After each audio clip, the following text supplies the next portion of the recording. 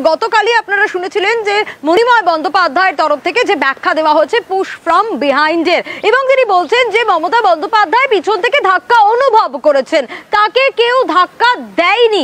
আসলে কি বোঝাতে চেয়েছেন, কি হয়েছে, গোটা বিষয়টা নিয়ে অবশ্যই আমরা জানার চেষ্টা করবো, আপনাদেরকেও জানাবো এবং আপনাদের আরো একবার জানিয়ে রাখি এই মুহূর্তে যে খবরের দিকে আমাদের নজর রাখতেই হচ্ছে। গতকাল কপালে ও নাকে চোট পেয়েছিলেন আমাদের রাজ্যের মুখ্যমন্ত্রী মমতা বন্দ্যোপাধ্যায়। এসএসকেএম এর তরফে মেডিকেল বুলেটিন প্রকাশ করা হয় এবং সেই বুলেটিনে উল্লেখ করা হয় যে পুশ ফ্রম বিহাইন্ড, যা তারা বলেছেন তার ব্যাখ্যাটা আসলে কি, এবং ব্যাখ্যা দেন এসএসকেএম এর ডিরেক্টর মণিময় বন্দ্যোপাধ্যায়। মুখ্যমন্ত্রী মমতা বন্দ্যোপাধ্যায়কে কেউ ধাক্কা দেয়নি। ঘটনার আকস্মিকতায় এটা মনে হয়েছে পিছন থেকে ধাক্কা অনুভব করেছেন তিনি, আর তার ফলেই ক্ষত তার কপালে ও নাকে। ঠিক কি বলেছিলেন মণিময় বন্দ্যোপাধ্যায় এই মেডিকেল বুলেটিনে পুশ ফ্রম বিহাইন্ডের ব্যাখ্যা করতে গিয়ে শোনাবো। Minister of West Bengal, Mamata Banerjee, reported to our hospital today around 7:30 p.m.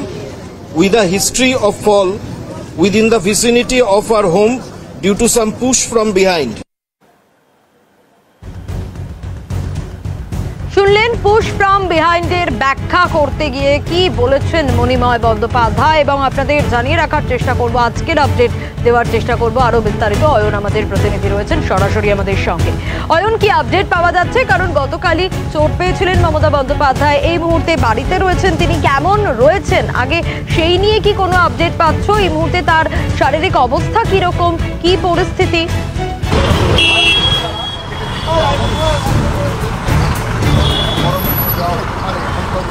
দেখো সোনিয়া, তোমাকে জানিয়ে রেখে প্রথমত মুখ্যমন্ত্রী মমতা বন্দ্যোপাধ্যায়ের শারীরিক অবস্থা আপাতত স্থিতিশীল।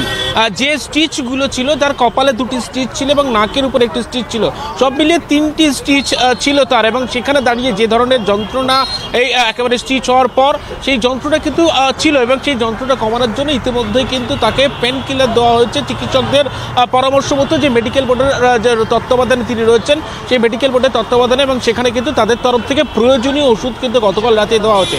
আপাতত শারীরিক অবস্থা স্থিতিশীল, কিন্তু গতকাল থেকে মুখ্যমন্ত্রী মমতা বন্দ্যোপাধ্যায়ের মেডিকেল বুলেটিন নিয়ে যে শব্দটি পুশ ফ্রম বিহাইন্ড, এই শব্দটি নিয়ে একটা আশঙ্কা তৈরি হচ্ছিল। তাহলে কি রাজ্যের মুখ্যমন্ত্রী মমতা বন্দ্যোপাধ্যায় যখন বাড়িতে হাঁটাচলা করছিলেন সেই সময় পিছন থেকে কি কেউ তাকে ধাক্কা মেরেছে, এই নিয়ে কিন্তু একটা কৌতূহল তৈরি হয়েছিল, জল্পনা তৈরি হয়েছিল। তা নিয়ে ইতিমধ্যেও কিন্তু একটা তদন্তের একটা নির্দেশও দেওয়া হয়েছে কলকাতা পুলিশ কমিশনার বিনীত গোয়েলের তরফ থেকে, তদন্তেরও নির্দেশ দেওয়া হচ্ছে। কিন্তু এই পুশ ফ্রম বিহাইন্ড যে কথা মেডিকেল বুলেটিনে উল্লেখ করা হয়েছিল, তার বিস্তারিত ব্যাখ্যা এসএসকেএম মেডিকেল কলেজ হাসপাতালের ডিরেক্টর মণিময় বন্দ্যোপাধ্যায়ের তরফ থেকে দেওয়া হলো। এই পুশ ফ্রম বিহাইন্ডের অর্থ তিনি বোঝাচ্ছেন যে রাজ্যের মুখ্যমন্ত্রী মমতা বন্দ্যোপাধ্যায়কে পিছন থেকে কেউ ফিজিক্যালি ধাক্কা মারেননি, কেউ কোনোভাবে ধাক্কা মারেননি, কিন্তু যখন ঘটনা ঘটেছিল, অর্থাৎ তিনি যখন পড়ে গিয়েছিলেন, পড়ে যাওয়ার পর সেই সময় যে আঘাত লেগেছিল, তা ঘটনার আকস্মিকতায় মনে হয়েছে পিছন থেকে তাকে কেউ ধাক্কা দিয়েছে, এবং সেই ধাক্কা অনুভব করতে না, একেবারে ধরে রাখতে না পেরে তিনি পড়ে গিয়েছেন।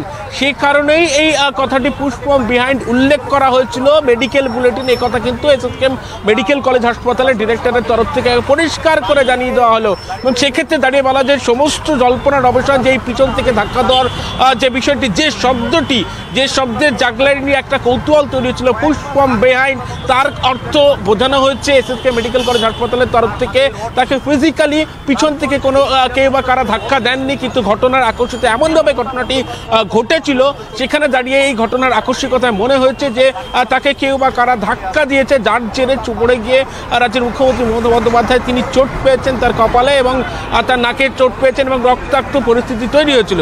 এবং সেই জায়গায় দাঁড়িয়ে কিন্তু এই যে পরিস্থিতি, সেই পরিস্থিতিতে যেমনটা জানা যাচ্ছে 10টার কিছু পরে এসএসকেএম মেডিকেল কলেজ হাসপাতালের তরফ থেকে নিউরোসার্জন একজন এবং কার্ডিওলজিস্ট এবং ইন্টারনাল মেডিসিনের চিকিৎসকদের একটি প্রতিনিধি দল, তারা একেবারে আমার পিছনে কালীঘাটের রাজ্যের মুখ্যমন্ত্রী মমতা বন্দ্যোপাধ্যায়ের বাড়ি, এবং সেই বাড়িতে একটি প্রতিনিধি দলের সদস্যরা এসএসকেএম মেডিকেল কলেজের তরফ থেকে তারা আসবেন, এবং আসার পর এখানে বর্তমানে শারীরিক অবস্থা ঠিক কীরকম রয়েছে রাজ্যের মুখ্যমন্ত্রীর, এবং সেখানে দাঁড়িয়ে বলা যায় একবারে শারীরিক অবস্থার সমস্ত কিছু পরিমাপ দেখে যদি মনে হয় যে অবস্থা তেমনটা রয়েছে যে নতুন করে এমআরআই, নতুন করে সিটি স্ক্যান করার প্রয়োজন রয়েছে, সেক্ষেত্রে রাজ্যের মুখ্যমন্ত্রীকে কালীঘাট থেকে তার বাড়ি থেকে সরাসরি এসএসকে মেডিকেল কলেজ হাসপাতালে তাকে নিয়ে যাওয়া হতে পারে। সেক্ষেত্রে কিন্তু সমস্ত কিছু নির্ভর করছে যখন একেবারে মেডিকেল বোর্ডের যারা সদস্যরা তারা আসবেন, কেমন আছেন বর্তমানে সেই অবস্থা পরিমাপ করার পর যদি তারা বোঝেন যে নতুন করে টেস্টের প্রয়োজন রয়েছে, নতুন করে সিটি স্ক্যানের প্রয়োজন রয়েছে, নতুন করে এমআরআই করার প্রয়োজন রয়েছে, যে দেখা যে ইন্টারনাল ইনজুরি আদৌ হয়েছে কিনা ভিতরে, সে বিষয়টি পরিমাপ করার পরে কিন্তু সিদ্ধান্ত নেবেন। সেক্ষেত্রে যেমনটা জানা যাচ্ছে যে মেডিকেল বোর্ডের যারা সদস্যরা তারা আসবেন, এসে পুরো শারীরিক অবস্থা একেবারে নতুন করে একেবারে দেখবেন মুখ্যমন্ত্রী কেমন রয়েছে। সোনিয়া, একেবারেই অয়ন, আপাতত ধন্যবাদ জানাবো তোমাকে।